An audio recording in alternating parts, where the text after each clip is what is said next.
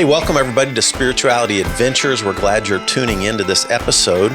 We are a viewer and listener supported podcast, so we really appreciate you listening, watching on YouTube. We really encourage you to subscribe to whatever platform you're using. If you're on YouTube, hit that subscribe button, or if you're on Apple or however you listen to a podcast, be sure and subscribe. We greatly appreciate it. Also, make comments if you like it and share it if you like it. We really need people to make comments and share the episodes that you like. And then also, if you're not already a supporter, we really would encourage you to go to spiritualityadventures.com and you can pick a tier, and we have bonus content for every type of giver. This is a nonprofit, so they're tax-deductible donations, but we do provide bonus content for those who are supporters. So be a part of the team, help support Spirituality Adventures, and we're so glad you're tuning into this episode. Hey, welcome everybody to Spirituality Adventures. Glad you're tuning into this episode. I'm so excited to have Tina Schermer Sellers back a second time. We just interviewed her back on March 6th. And we talked about her book, God, Sex, and the Conservative Church. So if you missed that interview, be sure and go back and pick that up. Also, for those of you who are monthly supporters, if you missed the bonus content that we did with Tina, those were some fun questions that she answered for us, and that's available so you can jump on and listen to that. But today, we're going to talk about her book, Shameless Parenting. Shameless Parenting. And I would recommend this to every parent and grandparent because, this is important stuff. And I feel like so much of your work, Tina, intersects with my whole history in the Christian community, coming to Jesus as a Southern Baptist, 16-year-old kid, imbibing the whatever we want to, I call it shame-based sexual ethics is what I call it now. But I took that in hook, line, and sinker, really tried to live that and wrap as much grace around it as I could. But in the end, I think it was very harmful to me. It's been very harmful to the queer community. It's been harmful to women, men, cisgendered, and everybody else. So I think putting a book out that helps parents navigate how to raise their kids with sex positive messages is huge and super needed.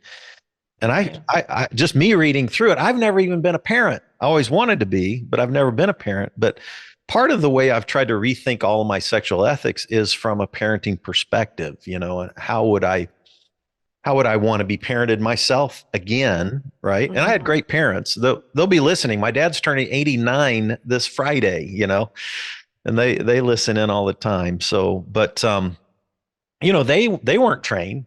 They had grown up in their environments, which was basically silence. They didn't talk about it. And then we didn't talk much about sex in my family. So I had most of my sex education from my friends at school who were looking at porn magazines way before the internet, right? Right. That's where I got my sex education. And then I got saved in a Southern Baptist youth camp and then took on the shame-based sexual ethics of that world, right? Right. So let's start by, first, let me just give your credentials for people who are listening. You have been, your whole career has been as a family and sex therapist and teacher at university at graduate and master level? Graduate, right. At Seattle Pacific University and in family medicine at the University of Washington. And that's been your whole history, but you've also got current projects, which let's just mention those briefly, but then we'll dive into the Shameless Parenting book. But talk about what you're working on right now. So I ran an institute that trained clinicians of all types, so therapists, doctors, also teachers, clergy, on sexual health, understanding their sexual biases, and getting just firm, solid core knowledge about sexuality and human sexuality and how to also come alongside people who describe themselves as having sexual concerns, right? Or pain or whatever. I ran that for 9 years, just recently sold it. And so it will continue to do that good work. And then I started back in January a organization called inanarising.org. And this is an organization also for clinicians. It's for psychedelic assisted therapy trained doctors and psychedelic assisted therapy trained therapists who are, all of them are licensed and do their work, but they're beginning to also integrate this new research that is coming out on the effects of some psychedelics on being able to heal trauma in people.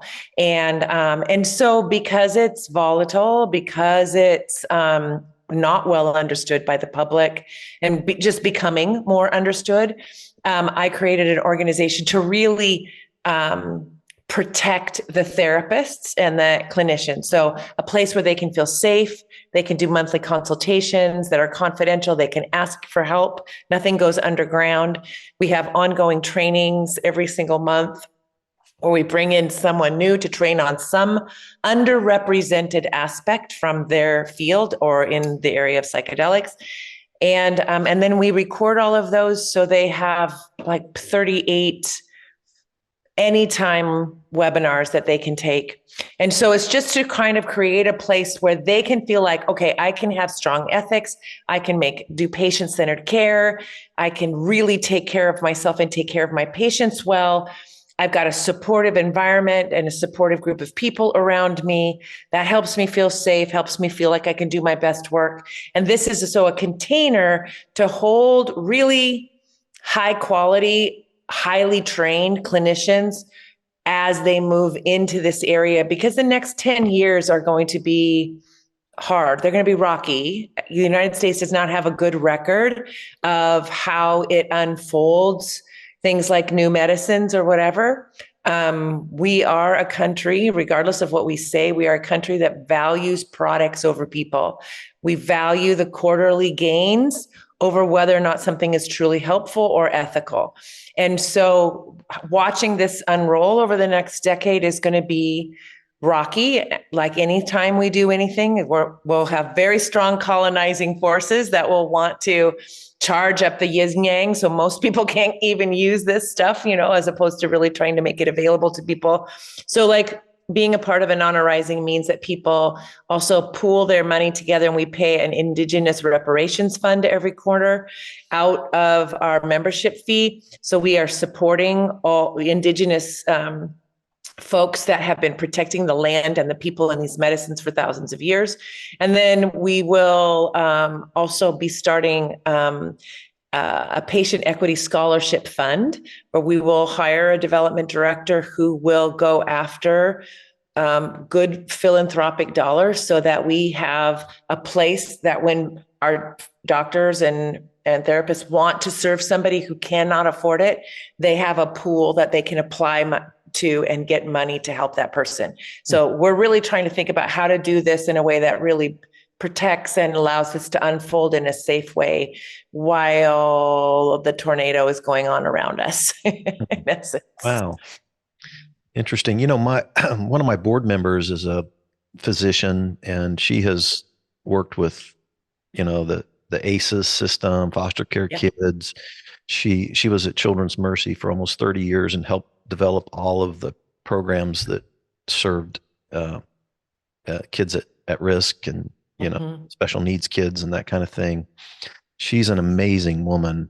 I bet you I should connect the two of you. She might curious about it, because she's still a pretty amazing force here in Kansas City. She's also the chair of the board for a restorative justice group that we have here in Kansas City as well. Nice. Excellent. But yeah, she's still, and then she helps work in the recovery community with doctors and professionals who are in recovery, like myself. Yes, right? So, exactly. Yes. Yeah. That's awesome. Well, cool. Well, that's a fun look to the future. I want to take a minute based on your Shameless parenting book and dive into the past just a bit. to give us the lay of the land as you see it, and how so the culture that I grew up in. I was at Baylor University. I remember Josh McDowell coming to our chapel and talking about why wait, and if you want to have maximum sex, then all these things that you need to do to. And I was like, oh, okay, well, I'm in. Sign me up. Maximum sex, right? But how much of the American purity culture of the 80s that maybe peaked in the 90s with like Josh Harris's book, I Kissed Dating Goodbye, that whole abstinence culture thing that unfolded itself in the public school system. Yep. And how much of it's not based on good, accurate science and facts? We know now, having looked at abstinence-only education, we've researched it, gone through it, looked at the content, all of it. 80% of it was medically inaccurate. Medically inaccurate. And right now, there are only 18 states in the United States that have passed laws requiring that whatever sex education they teach, it must be medically accurate. 18. That's it. And that number has only changed by a few in the last decade. We're not moving the needle at all. And so what's unfortunate is most people like you got their sex education from their friends and from media. Media is fantasy. We know that when you watch Spider-Man, we're not going to be scaling walls and buildings, right? When we watch Fast and Furious, we know we're not going to drive that way, because we are actually getting information on gravity and we're getting information on cars, right? And so we know, fantasy, not reality. Fun, not reality, right? But with sex education, which is really, I have to emphasize, sex education is not about, not very much actually, is about sex. A lot more of it is about relational intelligence. How do I do relationships in a way where we both thrive? How do I do conflict? How do I understand my boundaries? How do I understand somebody else's boundaries? It's so much more about relational intelligence, emotional intelligence, and then we get into intimate intelligence. So what does that look like to foster intimacy in a relationship? And what do I want? And what don't I want? And why, right? What people don't understand is that comprehensive sex education, which is what's in that book that you've got now, is actually the most protective thing you can do for a child, so that out in the world, they can differentiate between fantasy and reality, between exploitation and somebody that is actually caring for them, right? These are difficult things to figure out if you're immersed in a culture that's constantly giving you misinformation about exploitation, right? We can say anything we want to in a marketing advertisement right now. Put news and make it a marketing advertisement, and people don't know that they are being exploited. They're being sold an idea so they spend money, right? And so people think by not allowing my children to get sex education, I'm protecting them. Actually, it's the very worst thing, because what they're going to get is information that's about fantasy and exploitation, and they're not going to know that that's fantasy and exploitation. So they're very vulnerable out there in the world. I often will say, it's like throwing your kids to the wolves when you don't want to, by not giving them sex education. And one of the things you had said is how much the book has been helpful to you, even though you're not a parent. That's the one thing I think I hear so much from people who aren't parents is, oh, this book was so helpful to me. Like, I didn't know I was normal. I didn't know I was normal at 4 or 5 or 8 or 10. I didn't know. And I had never thought about what was I given and what do I wish I was given, And so I'm like, that book is great for parents and grandparents for sure, and aunts and uncles and all that, Mm. who have little people in their life.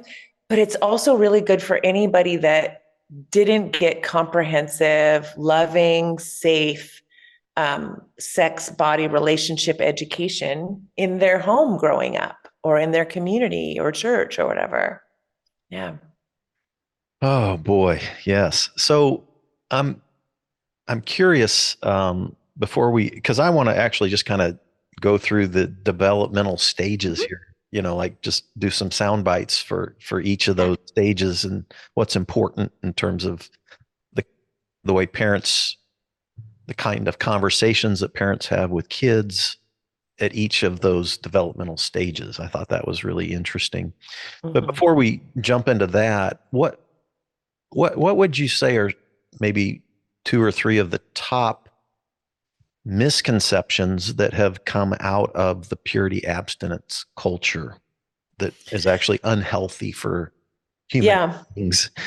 Well, one of them is an out and out misinformation. It's an out and out lie. It's an out and out it's an opposite, is that if I teach my kids this, they're going to somehow go do it sooner. And it's actually the opposite. If you raise your child to understand about the power of an automobile and what it takes to fix it, and you don't shield them from, yeah, if you are under a substance and you're driving, something could happen, da, da, da. You don't shield them from that. They're much more likely to be thoughtful than if you hide it and not telling them anything, right? And we would never think of handing keys to a 16-year-old when we had kept them from learning anything about it, Mm, right? We wouldn't do that because we would know it's dangerous. mm, And so I think that idea that I literally had a mom whose daughter was graduating from our marriage and family therapy program. I was sitting next to her at a luncheon, and my daughter was with me at the time. I think she was probably 19 or so at the time. And I said, yeah, in our family, we talk about everything. I would never do such a thing. That means your kids are going to do it. And I said, actually, that's the exact opposite. Kids who get comprehensive sex education get involved in sex later, make safer sexual choices when they do, choose partners that are more loving and egalitarian, um, describe themselves as closer to their parents overall. In the research, lower teen pregnancy rates, lower STI rates, I mean, all of that stuff. It is incredibly protective. So that's one of them that pops right up to the top for me, is this idea that I have to keep them, to protect them. I have to keep them from this information, when we don't do that with anything else. We wouldn't say, oh, I hope you have a good career someday, but I'm going to keep you from learning. That logic makes no sense, but somehow it has incredible sustainability and durability out there in really a very ignorant world, and the purity movement did that. I mean, nowadays I'm cranky enough that, I heard Josh back then too. I heard Josh in 1980. uh-huh. I taught at a Christian summer camp, Mhm. so I was around all that stuff. But now I would say, oh, Josh, so that means, tell us about your sex life. Right. Is it really like, wall socket sex? Is it really pretty amazing? Or is it like something you have to cultivate in your relationship in order to keep it from becoming a transactional kind of thing? Mm. Like, be honest with us. So people like Josh and oh gosh, I'm blanking on names, but the sort of, focus on the family types, they are the ones I really give the responsibility to, for fanning the flame Mm. of purity culture, and not just purity culture, but a United States Senate, I mean, pulling in politicians Mhm. to get behind this. So we were passing laws that Right. were actually religious laws. We're supposed to have a separation of church and state. It stopped in 1980 when we started passing laws to put religious education in public schools, which is what abstinence only education was. It was Mm. religious education. Yeah. And 80% of it was not medically accurate. Accurate. Right. Um, One of the things that I've bumped into, which um, for me, like I went through pretty major meltdown, and then I just started pastoring again about a year and 3 months ago to a very small, open and affirming church. Mhm. And so, we have many people that from the queer community, but Yeah. what's interesting is that a lot of people from my previous church, which, was evangelical type, sort of a grace-based, charismatic, Mhm. light, non-denominational event. Well, it was a vineyard church, but anyway, Okay, a gotcha. lot of those people came over the last year or so, probably 300 or more, but hardly anybody has stayed because number one, we're open and affirming. And then I've noticed that there's so many parents, even I know parents who would lean toward being open and affirming, but they're raising their children and they're worried if their kids are around gay people that they'll turn into gay people. Right. That's Yeah, a, I and mean, they're hearing those messages. I can't even tell you how many parents I know that are Mhm. fearful of that, even though they're loving, good-hearted people who probably Yeah. have a friend or two, Right. but they're worried about their kids turning Yeah. gay people. Like there's a lot Right. of people that don't want their kids to be gay. And of course, if I tell that to my queer friends who I love I'm like, Yeah. I'm a Right. parent without kids. And I'm like, I would love to have a kid like you, Exactly. when I'm like, you're like one of the most Exactly. Jesus loving type people I've ever known. Yeah. Yeah. And so like, would I be fair Exactly. to having my kid turn into that? But it's the whole cultural content. It's the hate that goes Yeah. on in America. I mean, there's a lot of reasons why parents are fearful, Right. right? Yeah. And I often, what will change people's minds is an actual relationship with a real person. Right. And so, like you have relationships, I have relationships with all kinds of different people.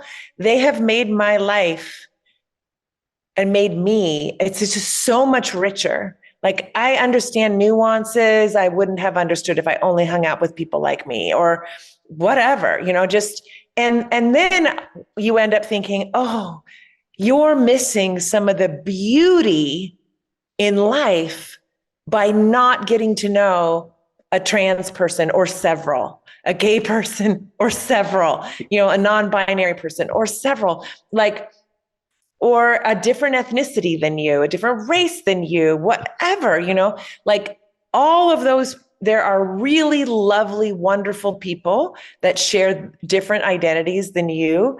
And taking the time to get to know them will change you in ways that will make you more like a loving, grace-filled, more like Jesus, Right. That's a what I'm loving, graceful human. It's like the Um, opposite. It's like your kids will yeah, actually grow up with more love, more inclusivity, yes, more appreciation for diversity, all those things. And it'll add yeah, to spiritual journey.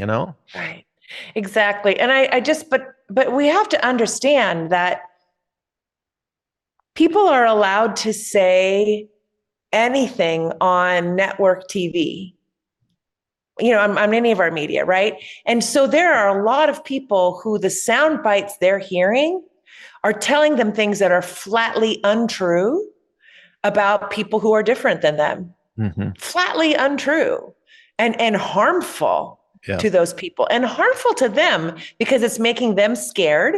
Yep. And from that fear, their life and world gets smaller. And then they make their child's life and world smaller. And what's going to end up happening is that as children are out in the world, meeting all kinds of different people, their world is expanding and they'll just stop coming home and telling you about it because your world seems narrow and you're always scared and anxious. Mm-hmm. And so they're like, well, I'm not going to tell mom or dad about this, about my new friend who's this or that or the other thing, because they'll just freak out, And so kids go underground.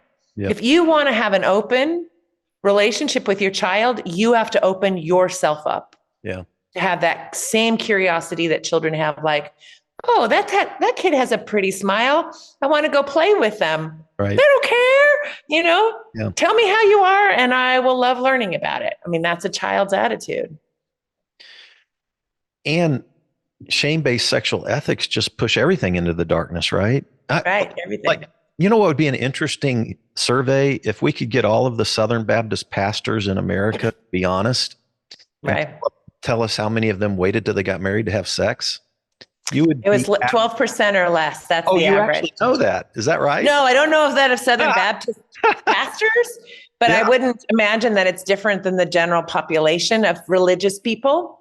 It's less not than because I 12%. know a lot of those pastors and I know the stories. It's like, but then continued to propagate the shame Right. that they lived with and that they grew up in.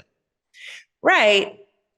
And how many people do you know who are like, I waited, like for penetration or whatever, I waited on something, but I waited and I got married and it's hard and it's painful and it's not enjoyable. And my partner doesn't feel like they're there behind, like they're just doing it to check a box, or my partner doesn't care about my pleasure, only cares about theirs. It seems like, I mean, they're just all these people that are having less than optimal connection and pleasure experiences with each other Mm-hmm.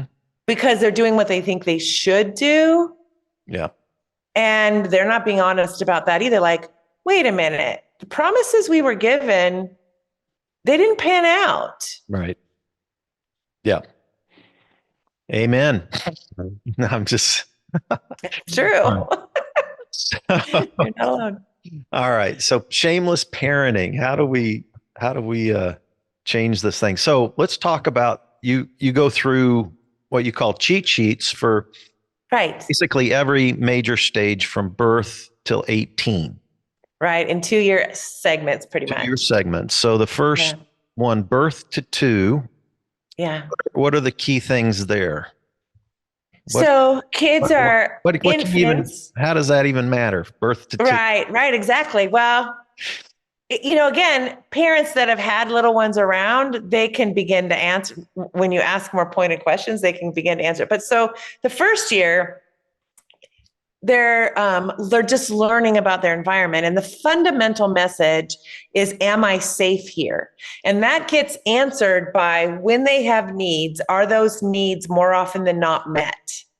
Fairly quickly, not immediately, maybe, but also not an hour later, right? But they're met. And so then the child begins to know my life is dependable, predictable, safe, I'm cared for. And this is really the fundamentals of our emotional state the rest of our lives, is what happens in those first couple of years, and whether someone is there to help meet our needs, change our diaper, feed us, soothe us, hold us, whatever, right? Around 10 months old, little infants begin to notice that their hand is something that they can do something with. I have to tell you that the other day, one of my daughter's best friends, who I've known since before she was born, has a little girl, and she sent a video and she made this funny comment like, little Lucy is doing a rendition of what it's like to be on mushrooms and to look at your hand. But actually, she's only 6 months old, right? And she's sitting there and she's just looking at her hand like this, and she's watching it move, And my daughter and I are just cracking up. But that is a beautiful picture of developmentally what's going on. So now she's not hitting herself with her hands on accident, right? Because they're going wherever they want. She's now beginning to notice them. The next step for her is going to be starting to reach for things. See something and go, I can use this apparatus to get that thing. And somewhere between 10 months and a year old, most children, their hand will land on their genitals when they're getting their diaper changed or when they're in the bathtub. That is a very happy day for this little person because we have an incredible bundle of nerves in that area of our body. It's like 8,000 for men, 11,000 for women. And yes, God is a female and she decided, just teasing. Anyway, but if you ever doubted that it was created, like I was at a conference, that was a sex positive thing. And it was like what's the one purpose of the clitoris, right? That's right. That's right. One purpose. One And purpose. who created you? Right. So that creator, that divine creator gave you that so that you could know that pleasure, your pleasure, was important to you. It didn't belong to anybody else. And women especially need that message. It's yours, sweetheart. It's yours. And it's worth taking care of and appreciating and being grateful for, right? So anyway, the kids discover their genitals. What they need is somebody who says, "Yep, buddy, that's your penis. It's a fabulous part of your body." Or, "Yep, sweet pea, that's your vulva. It's a fabulous part of your body. We're going to finish diapering you. We're going to finish drying you off," whatever. You just name it because that's what they're doing at that point. You're naming eyes and nose and ears and shoulders, knees and toes, right? We're doing all of that stuff when they're becoming a toddler.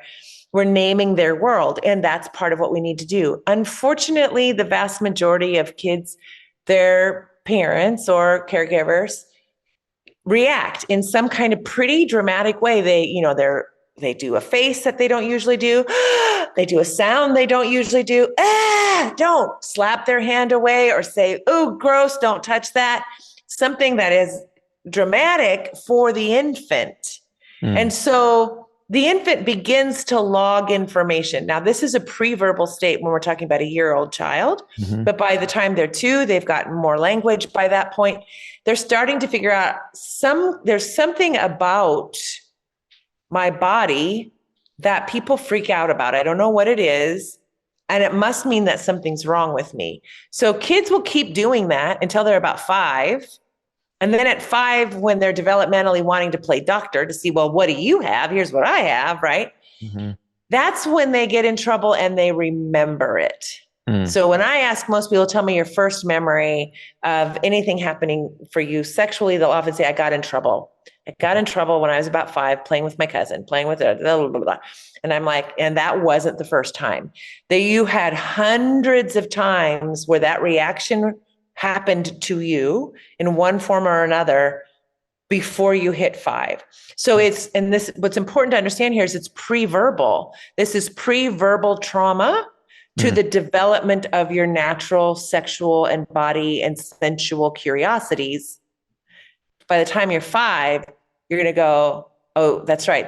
I get in trouble for this. I'm bad. The fact that I'm curious about this is bad.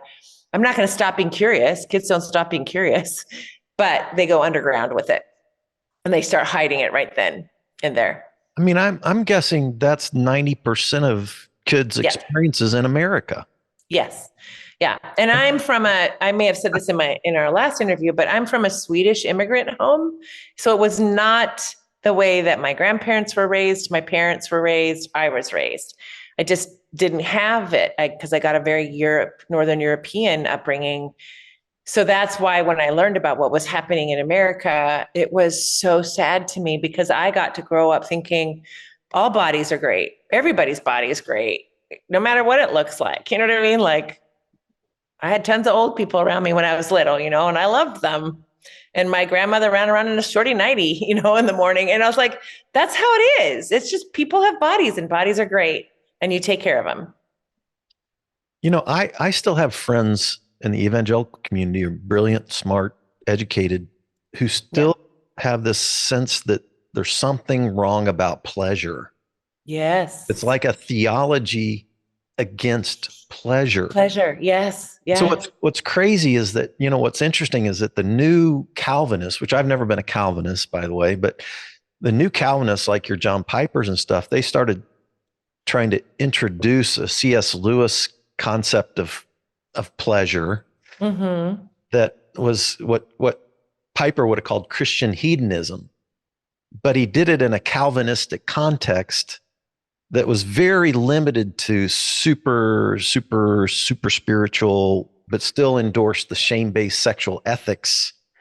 Yes. And so the context for which pleasure was okay was this sort of a weird, ethereal, spiritual body type pleasure experience.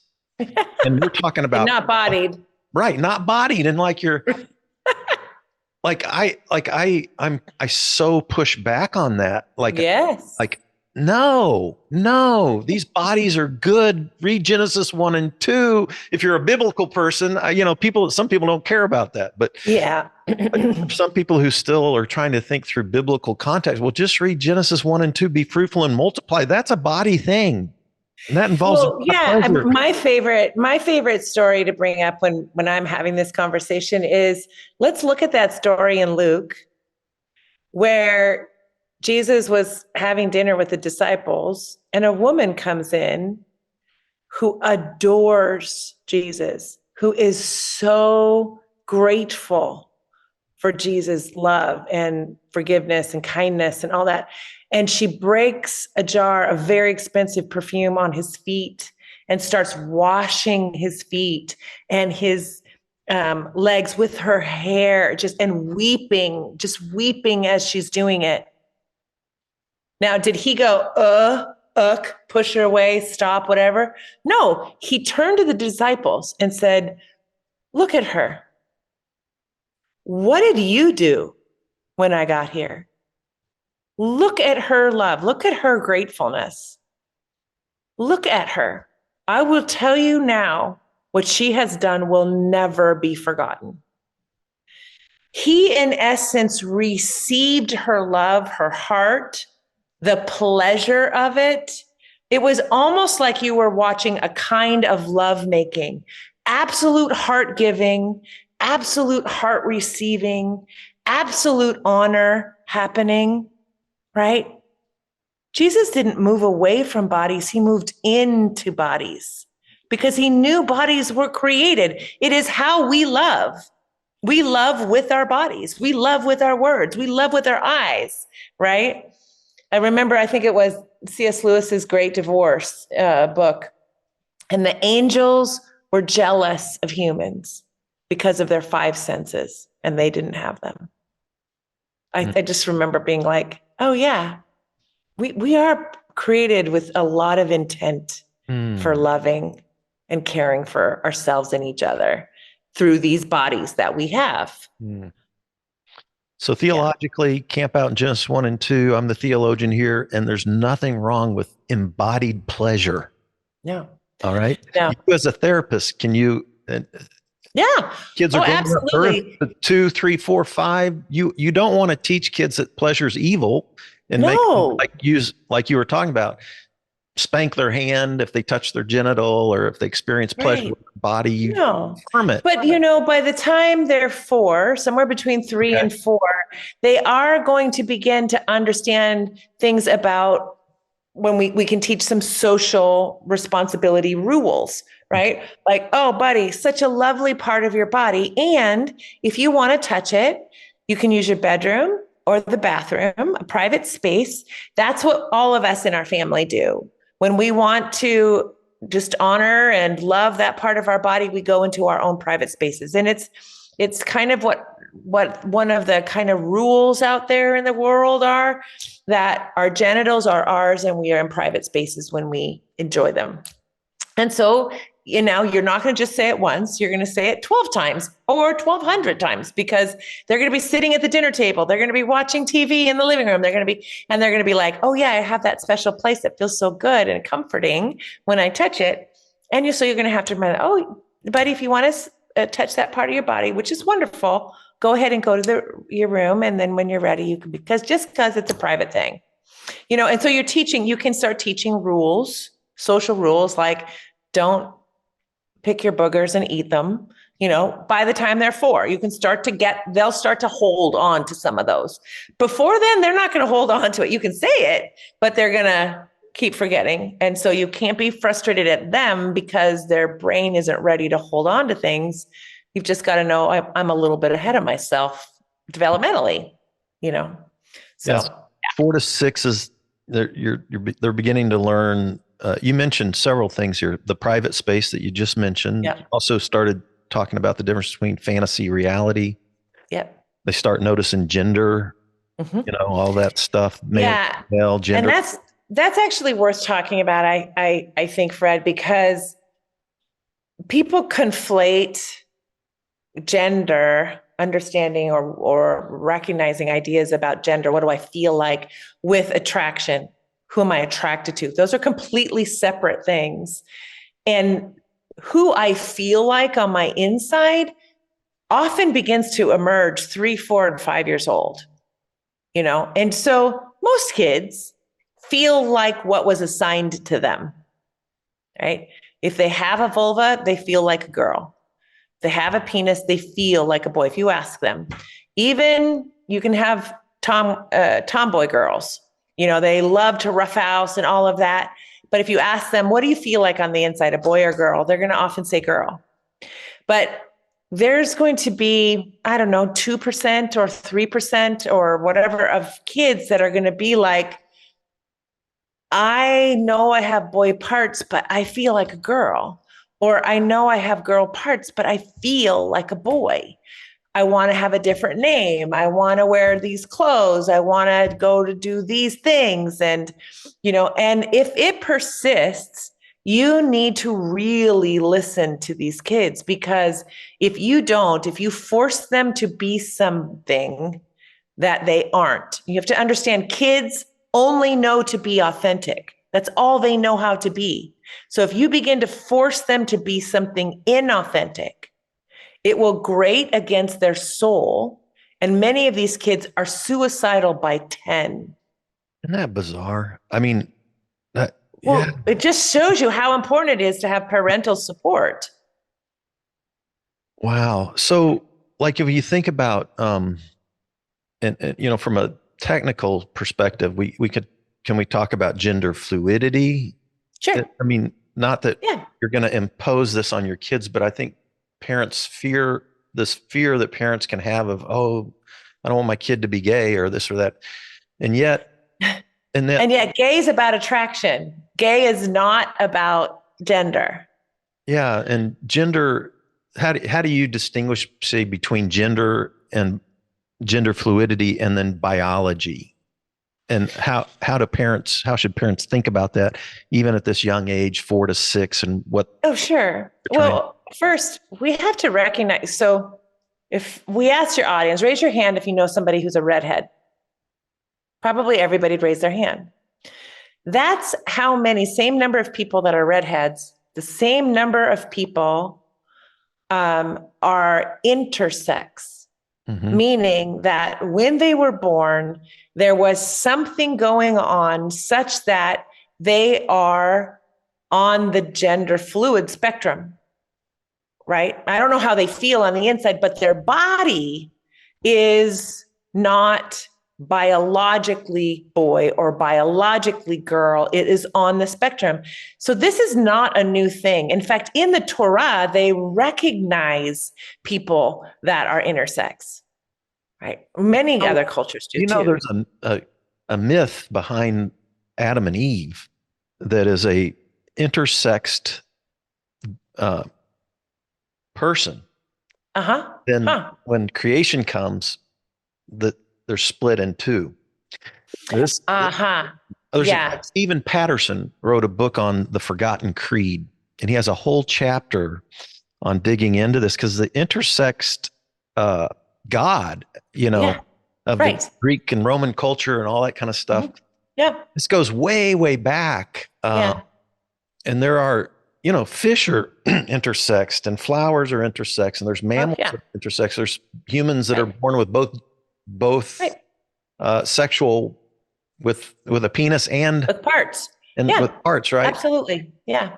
There's women whose, I don't know who's listening to this, but whose clitoris is almost like a penis, and all these kind of things. It's interesting. It's not.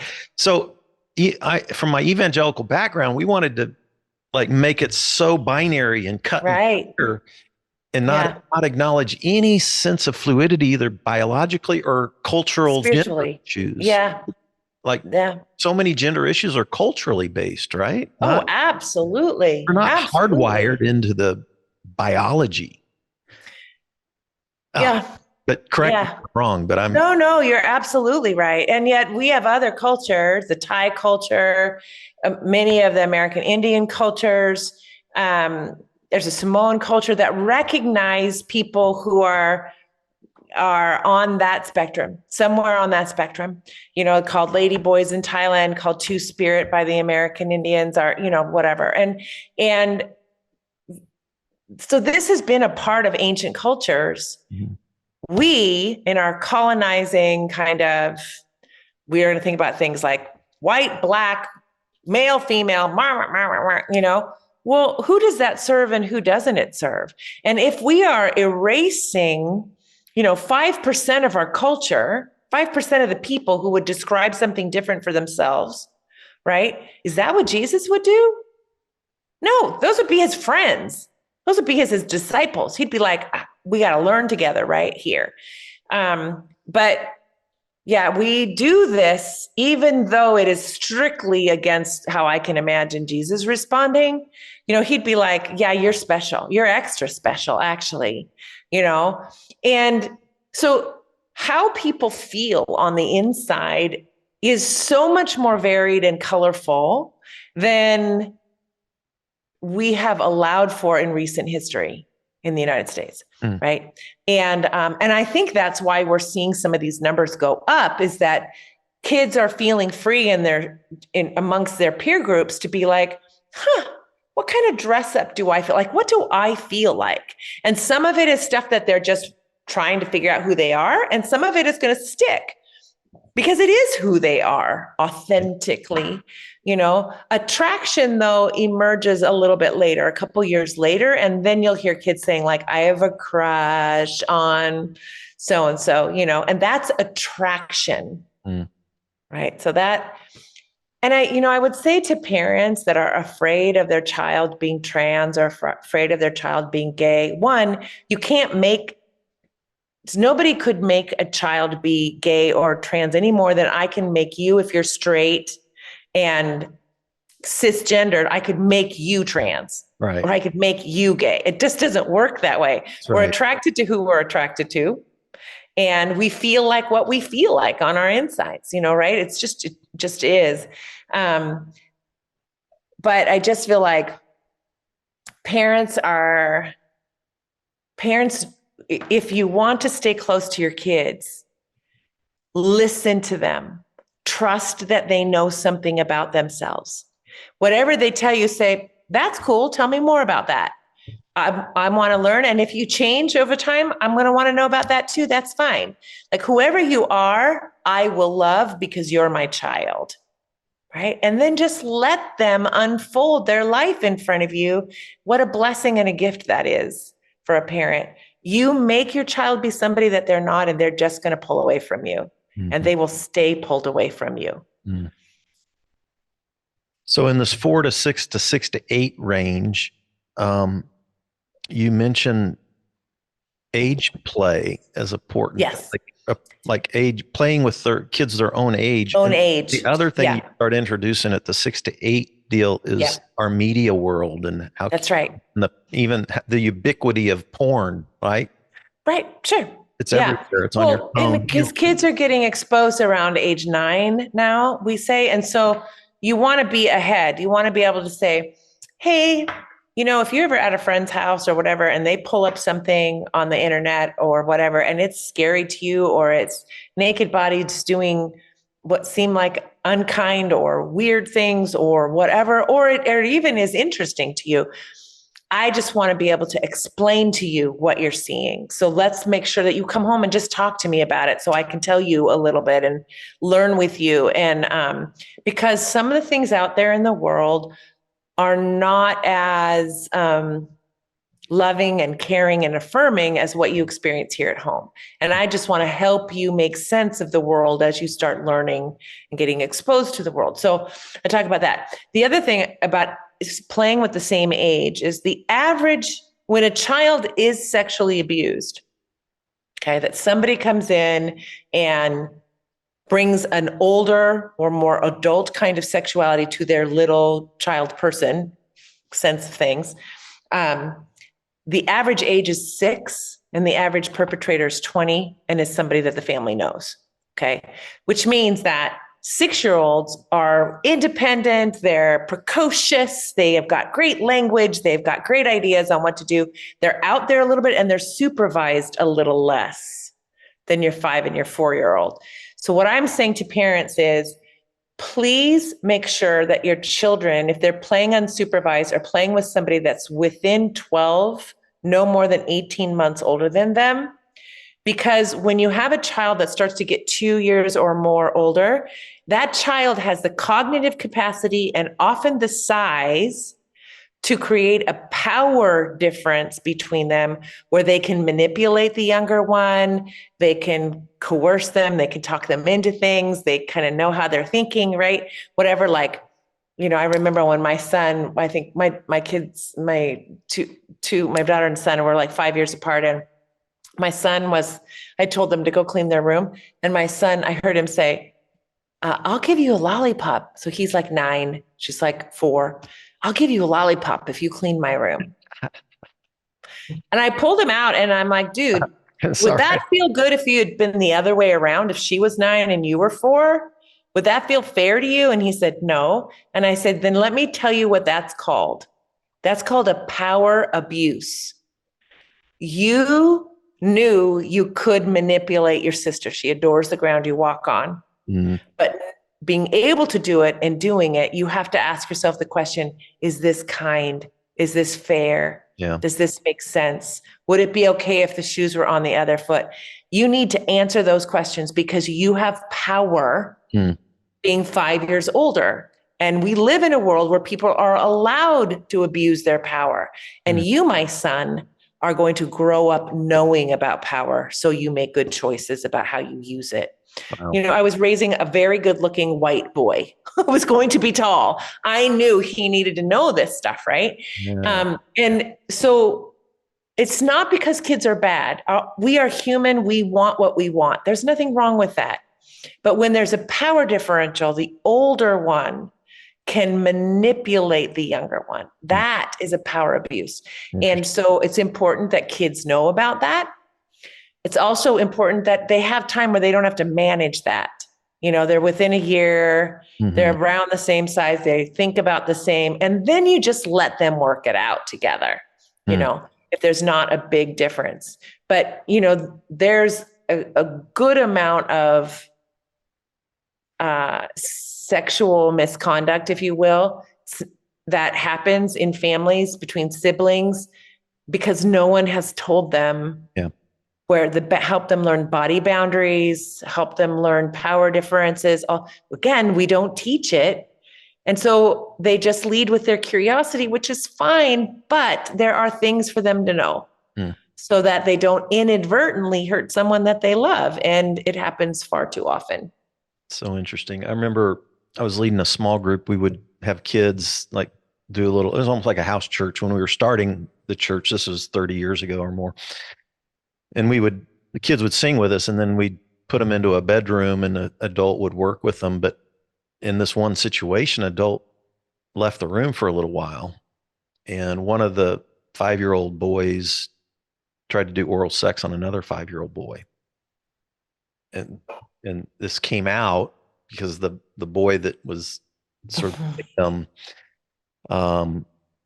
I guess reported somehow or another. And so then it was like pretty traumatic, right? To find out that here you are taking your kid to a house church and then they get abused. Yeah, but so again, we have to say, okay, so they were 5 and 5. And 5, yeah. So it's not a power differential. But what a 5-year-old does not naturally think about oral sex. So this was my thought, and I said, well, I asked the parent of the kid who did it, and I said, who's watching this kid? Who he's hanging out with?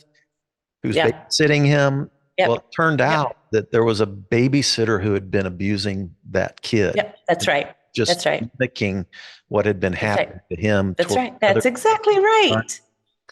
That's exactly right. Yeah. It was honestly for the family who didn't know the babysitter was doing that. It was obviously it was good because we're able to cut it off and find it. And how much damage does that do to a kid, those 2 5-year-olds from that situation? Well, it doesn't. You understand what it doesn't have to create damage. Again, there's not the power differential, but so much there's so much you can be teaching at 2, 3, 4, 5 about body autonomy. Your body belongs to you. You get to touch your body. I'll be with you when you go to the doctor. If a doctor's touching your body, like, you're going to get some say, and other people get say too. And so that's why when you're tickling your sister and she says no, I say you must listen, or vis-a-vis, whatever, like, you have to teach them body autonomy. If they have some of that, then the kid can be like, I don't want you to do that to me. Push him away, because the power is the same. But if the kids aren't knowing, it feels good, right? It feels good. And so then we need to take the kids and talk about how what was hurt was you didn't get to come to age 8, 9, or 10, whatever, and hear about oral sex and be like, oh, that's interesting, right? You're not older, right? When you're little. And so now you don't get to developmentally just unroll to that point. Now you know it at 5. Again, it doesn't have to mean that anything is going to be wrong, except for somebody needs to say, you know what? 5-year-olds don't usually think about that kind of a thing. And some older person introduced that idea to them. And that was really sad, because he didn't get to learn it on his own. And then he did it to you. And that wasn't good either, because you didn't get to have much say. And then you start teaching about body autonomy. It doesn't have to be a gigantic thing, but it does require teaching, and in a non-shaming way, the context, so that they understand a little bit about how to put that in a place in their brain. Yeah. Yep.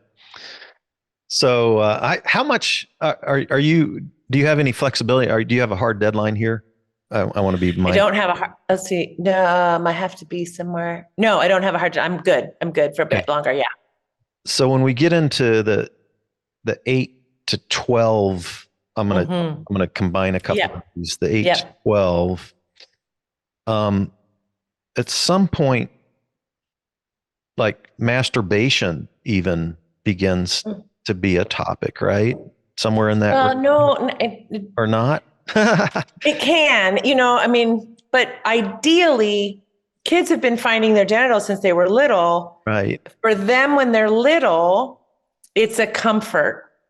It's like the corner of their bunny's ear, the corner of their favorite blanket. It's a comfort, right? When hormones begin to get on board, more like 10, 11, 12, 13, somewhere in there, then there's going to be that sense of that when I touch myself, I can move myself through a feeling, right?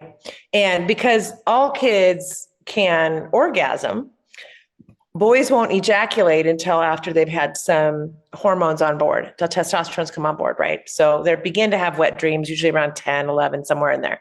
9, 10, 11, have somewhere. A pleasurable orgasm as a young kid without. Without. Absolutely. And then women have that going on before puberty, right? Absolutely. Yeah.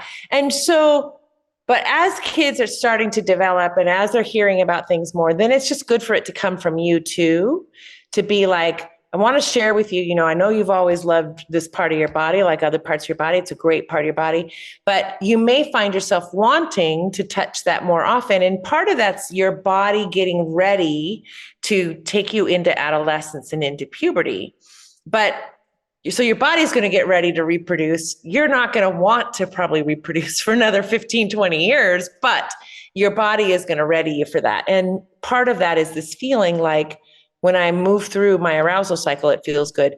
I think with boys, not with just boys, but you need to start talking about pornography for sure, and what's out there, and that it might feel titillating to look at, but let's talk about what treatment of people needs to be like. And if you see anything that harms people without their consent, then we need to talk about that too, because it's just not the values we have in our family, that we hurt people or that we do things to people without their permission or whatever. So you begin to have some of these conversations. What's great about the Shameless Parenting book is that at the end of every chapter, I'm giving the leading books for kids and the leading books for parents and the best websites So that you as the parent don't have to figure this all out on your own. You can just go get the books and read them to the kids. And that's going to give you the language. That's going to teach you like the things that I think are helpful, because it's hard to know when that's not what you got. That's why the book got written. I had people saying, I don't want to do to my kids what was done to me. Can you help me? And I said, yes, I will help you.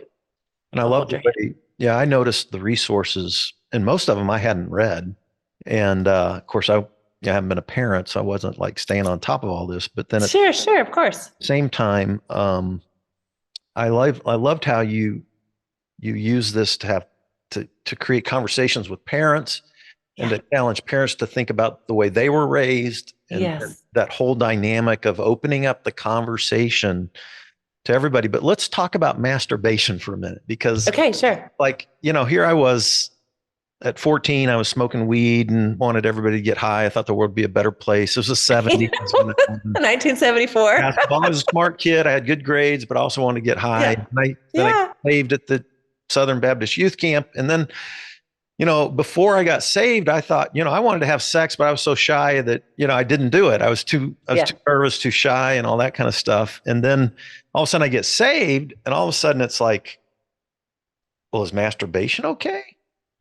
And I remember as a Christian kid at 16, 17, trying to find resources out there in the evangelical Christian world about masturbation.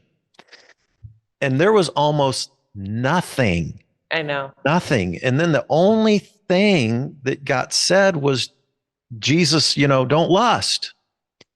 So the way that got interpreted and internalized to me as a 16, 17, 18-year-old, which I carried through so much of my life, was like, you shouldn't even think sexual thoughts, let alone masturbate.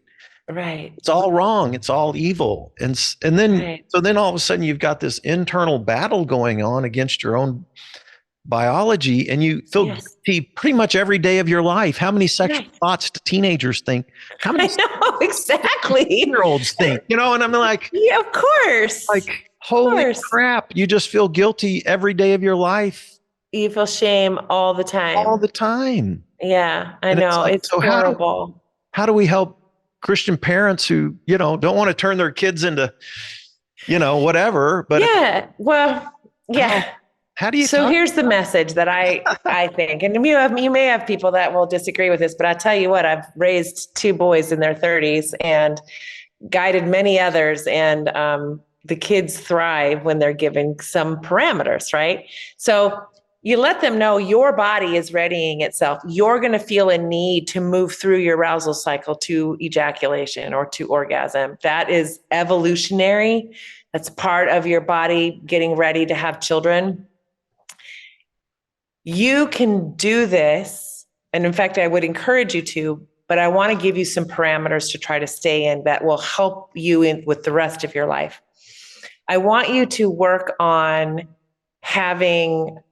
using or having images or whatever that are affirming of you and affirming of anyone else.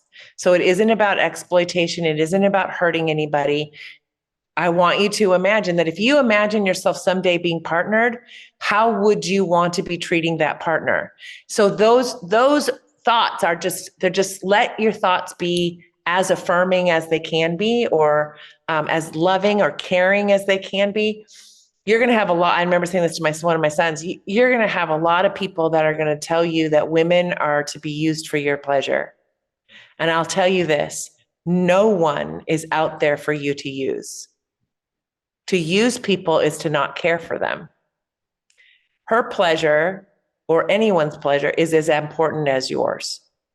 So your job is to take care of that need to move through your arousal cycle, clean up after yourself. I'm not going to do all your laundry. Clean up after yourself, right?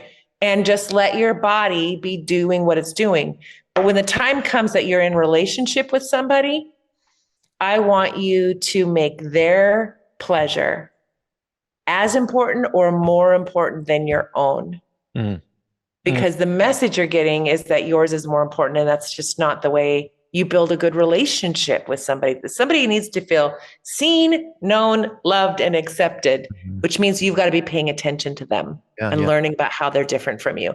And And so this idea that women are there for men to ejaculate inside of whenever they want to, which is kind of the Christian Empire Church way of thinking, right? She thinks I got to do it whenever he wants it, and he thinks I get to have it when I want it inside the context of marriage, just makes for transactional, obligatory sexual experiences, which isn't good for either one. So really raising your kids to pay attention to, no, you want to have your pleasure, but you've got to make that other person's pleasure as important or more important than your own for there to really be something where you both feel valued, seen, known, loved, and accepted. Mm-hmm.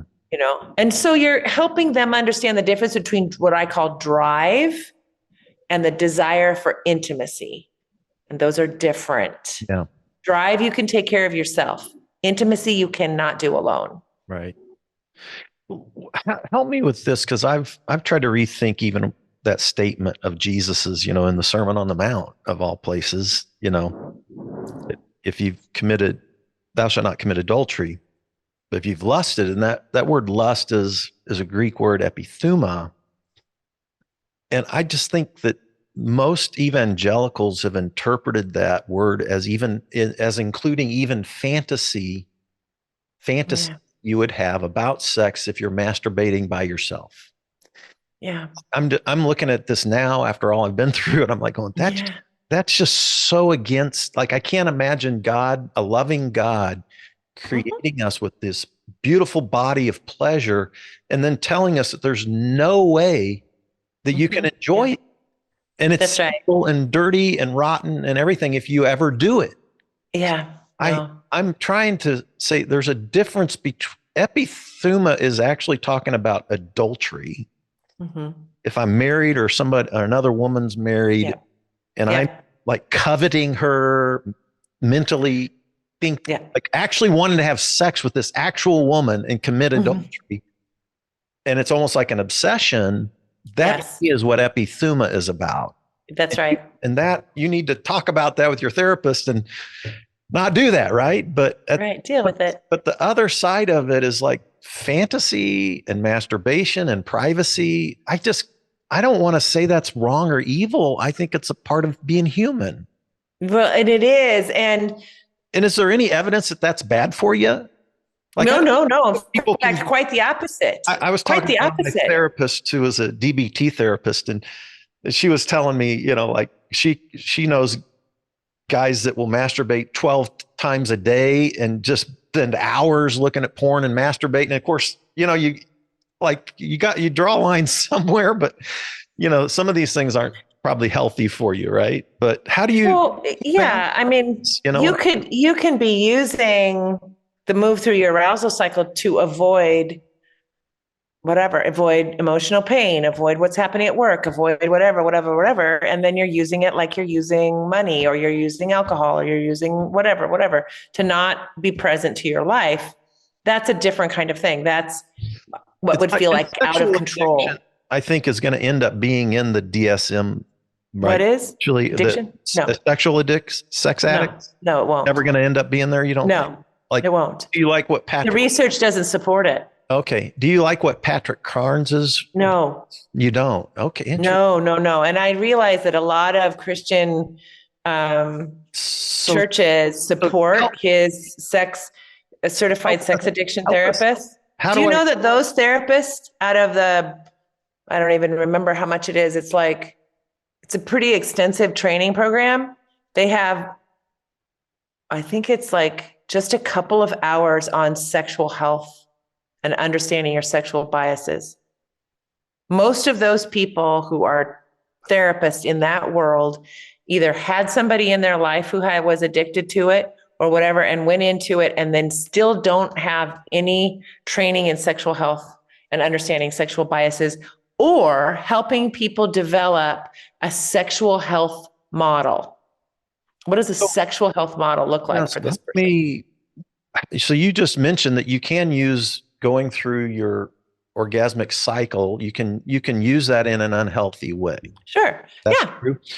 How do you help people navigate that? And so how do So you, you find out what their triggers are, you find out what they're trying to avoid, you try, and what's happening, what's underneath it all, what the triggers are, what the shame is, whatever, and you deconstruct that and heal that. But you also help them develop a sexual health model. So what does sexual health, sexual thriving in the context of relationship with self, in context of relationship with other, what does that look like for you? Are you straight? Are you gay? Whatever. But what does it look like so that you thrive and someone else thrives? And you provide for them the education that they need, but then also help them construct a model that they can now see that they can work towards. Mm-hmm. Right? I think what some parents worry about is if you throw open the door to, hey, masturbate all you want, have as much pleasure as you want. I think then they worry about that leading into I know. kinds of things that are unhealthy, right? Yeah. That's a Yeah. fear I think that Sure. parents have. And I can honestly say, I can tell you so many men's group that have, through the years that have tried to help men not think sexual thoughts. And certainly that whole arena is crazy. Think about Doesn't the work. millions of dollars that have I been know. made on books like, Every Man's Battle. Right. And that's a Exactly. whole book on trying to teach men not to ever have any sexual thought ever in their life. And if they see a movie or they see this or that, Yeah. you're like, it's We have contemporary people that are still putting out books like that in the Christian world. Jay Stringer, for one, has a things, quote unquote, built on research. I actually know because I met with him before doing his research that his research was paid for by a bunch of white evangelical men who told him what the results of his study were going to be. wow. And he went ahead and he asked me, and I said, that's not research. Do not do that. And then build a platform. But he did it anyway. Wow. People are still out there doing this. Yes. So, yeah. So help how to tell parents what the real research behind masturbation is.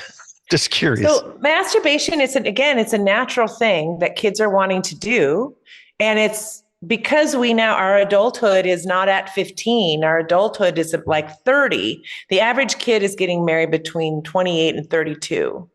Okay. If they're partnering, it's much later. And so their body is ready to reproduce at 14, 15. Between 13 and 15, boys have 20 times the amount of testosterone downloaded into their body from when they were younger. Wow. So I often say they go from being a bicycle to a rocket ship overnight. Wow. But meanwhile, no one's telling them about it. Yeah, no one. They're all keyed up. They're this, they're having erections when they don't want to, all of it. It's like, sweet pea, here's what's going down in your body, and so feel free, take a shower in the morning, masturbate, do whatever you need to do. But it's your responsibility to take care of and to take care of in a way that you feel like you're honoring your body. And you feel like if somebody else knew about it, that, who was, sexually aware or whatever, they would see, oh yeah, that you're taking care of yourself, and girls and boys or all people who are feeling the urge, they just need to help their body do that because it's part of sort of evolution. But I would say to my kids, you're not going to probably want to get married until you're much later. And I actually would like for you to wait because the amount of learning that you do in your 20s is profound. And you will choose a better partner at 28, 29, 30 than you might choose, I don't know, at 18, 19, 20, 21. Oh. So, I was not afraid of my kids becoming sexual before they got married. I wanted them to know how to treat themselves and know how to treat other people and learn to be a really good partner and a really good friend. That was more important because I knew that would help them be more successful in their life.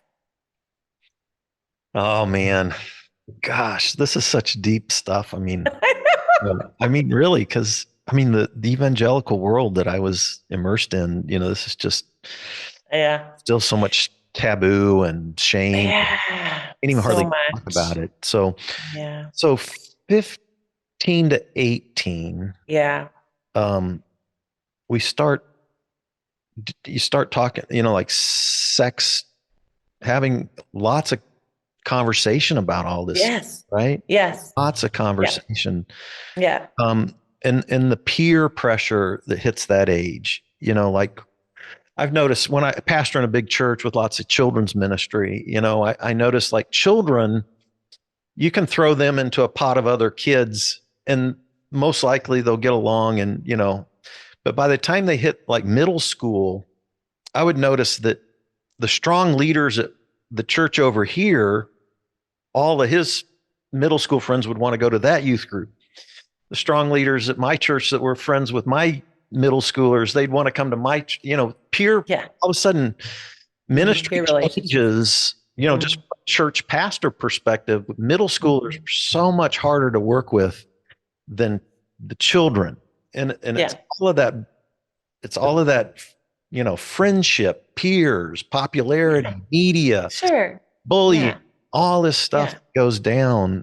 How do you help parents navigate those years? They're so challenging. Yeah. Well, and this is where I think reading the books, I mean, I like go to the library and get all these books for yourself, for you and for your kids. But if you've been doing it all along, you've been building the staircase for them to learn, right?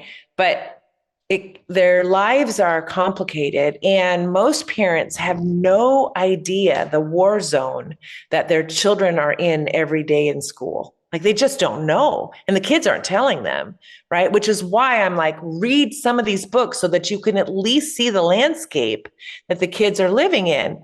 And then you can be more open and curious about what does my support look like for you right now? How can I be most supportive with what you're dealing with at school or whatever? And I remember like my daughter, who was very much and is very much an introvert. She got a phone when she was 13 and her brother had gone away to college. And I don't know, a ways into it, I'm like, this is when you used to get the 12-page phone bills, and it would tell you everything that had like all the texts, like all the things. And I remember saying to her, sweetheart, how about we make a deal where you tell your friends you have the meanest mom in America who's making you turn your phone off at 10 and not letting you turn it back on until 7 a.m. Like, I'm just so strict and so mean. I said, but the thing is, I know you well enough to know that if you don't know that there's a time you can turn off, you get way worn out and way sick. So we came up with a deal. And so she just told everybody, yeah, my mom's making me do it, And I said, there's going to come a day when you're going to feel like you can defend yourself, but this might not be it yet, where you are owning that, because maybe you'll get ostracized or who knows what, So I'm here to be your excuse until you feel like you can do it on your own. And I have no assumptions as to when that will be. It may not be till college. It may not be even till after, I don't know, but I'm here to help and support you to accept yourself. Right. So I just think that learning about their world, and this was the beginning of the bullying with girls. There were books that were coming out, and the, internet was new. It's even more complex now than then. And parents often have no clue what kids are going through, at all. And I think they feel a little ambivalent about knowing about it too, because maybe it scares them, I think, but believe me, kids should not be alone out there in this. And it's a place I think youth groups have been good, over the years there've been other semi-adults, right, that were there saying, tell me about life and tell me what's going on. And I think that developmentally youth groups have, when they haven't been focused on really negative things, but just focused on allowing a safe place for the kids to play and get to know each other, they've provided some parameters for kids to do that in a safe way. Yeah, I still think there's so much fear. I mean, my mom's, dad's turning 89, mom's 87. And like, anytime I talk about sex, it makes my mom uncomfortable to this day. So like, probably won't want to listen to this podcast, Yeah, I know. It's all the time. But it's, it's so fascinating. And yet I love it. And it's multi-generational, isn't it? And I loved your last chapter. This is your adventure too, spirituality Yes. adventures, right? And you did the little an acronym ORCA, Orca, right. openness, respect, curiosity, and accountability. What it made me think of is like in the mindful meditation world, self compassion. Yes. I've learned one of the things I realized is I was so self critical of my emotions that I didn't Yeah. like. I always tried to Yeah. battle, suppress, beat up my negative emotions and my negative Mm, thoughts. mm. One of the things I've learned through embodied, meditation practice is to be open and curious and self compassionate toward Yes. all of it, even the Yes, negative, exactly. Yeah. and to Yeah. allow it and to play with it and explore with it and not Yeah. try to squash it. That's So right. I thought it seemed to me like that's something I learned from the meditation world Good. that Yeah. I thought was really, and I've talked to some of my friends who are parenting kids right now, Yeah. and I've told them, I've said, one of the things I learned in meditation is this being open and curious and and self compassion, and maybe you should try that with your kids. Like just be curious with Yes. your kids and let them talk, That's be right. open and just ask questions. And Yeah. so when I saw that, I thought, interesting. Yeah. That. Yeah. It really does give a child a sense that they are valued and cared for when a parent is open, curious, respectful, and accountable to their power to hurt them child, right? Just accountable to their power. And so kids want to be connected. They want to feel like you're proud of them. So if you just bring your curiosity and your openness and respect and you're just like, help me understand that. Like, I just want to understand that better. Or, and you just bring questions, like truly loving, open questions. Kids are going to bring themselves. And then that's who you get to have a relationship with. But if you keep showing you can't handle it, because you can't be curious because you always know, because da da da da da, kids are going to go underground. They're going to go have a life you don't know they have. And I think in this world, that's dangerous. I Mm, think, no, figure out how to stay connected to your kids so they're actually a resource mm, to them. But it really requires bravery and courage and awareness of child development, which is what that book is. It gives you the awareness of child development. This was something we had in the 60s and early 70s. And then we've basically traded in our awareness for children and families and stuff just for capitalism, what we can sell more. And that information does not feel readily available to a lot of people anymore, but it's there. It's just hard to find. oh my goodness. Well, you've taken more time than I had planned, but I appreciate you taking the time to talk about this stuff. Sure. I mean, I have conversations with parents. Yeah. I have three younger sisters. They're all grandmas. I have 17 great nephews and nieces between the ages of newborn and 8 right now. Wow, that's We're awesome. all close. We all live around each other. Nice. So I'm going to try to get all my nephews and nieces to listen to this. Yeah. What? Yeah. Get them copies of the book or just email me and I can send links, Yeah. if that would be helpful. But I really want parents to feel supported. And because you can change the legacy in one generation if you just Mm, do what's in that book. mm, Literally, your kids will not struggle like you struggled if you do this. mm, I mean, I can promise that. hmm Yeah. Well, thank you for your work. I love Yeah. it. I had a therapist, I'm still close to that recommended your book, Sex, God, and the Conservative Church to me when I first was in my dark Yeah. days and was first Yeah. going to therapy. And I thought, I want to meet this lady one of these days. So thank you so much. Yeah. It's kind of like, I'm so how glad that you is, reached you've read out. books and you don't know the author, and then you finally meet Yeah. the author. It's kind of fun. But It's fun. yeah, no, I appreciate your work in this area. I think it's so important. And Yeah. And Well, and if you have lots of listeners that have questions like, oh my gosh, she's so radical, or she's so out there, or whatever, have them send in questions. We can do this again and just answer their questions, because I know that this can sound really different from the messages that they've been given. But all the stuff that I write about in both books is grounded in research and grounded in outcomes, the kind of outcomes that parents want. You know, parents want kids that are they're connected to, kids that are making good choices in the world and choosing really good partners and thriving in the world, you know, and where they can ride their kids' mistakes and be like, yeah, well, I wonder what you might learn from that so that you don't have to go through that again. You know, just like letting them move on in good ways. And I'm just a real believer in this and do it in my own life. And I know the outcomes that are possible for people. yeah, yeah. Thank you so much. Thanks for the work.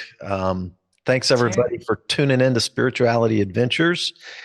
And yeah, we will see you next time. Thank you, Tina. Appreciate it. Thank you. Hey, you made it to the end. Thanks for listening all the way through on this episode. By the way, if you're not already a supporter, go to spiritualityadventures.com, sign up for one of our monthly supports, and you will receive our bonus content. You'll receive lots of interesting information about our guests. Many of our musicians will do special bonus songs and record a song. So I want to encourage you to do that. Thanks for listening. Thanks for watching. Be sure and subscribe. Be sure and share any of the episodes that you like. And be sure and make comments if you like them as well. This helps us get Spirituality Adventures out there to more listeners, more watchers. So whatever platform you're using, subscribe, like, share, make comments, and go to our website, sign up for our team, and be a part of the team support. Thank you so much, and we'll see you next time.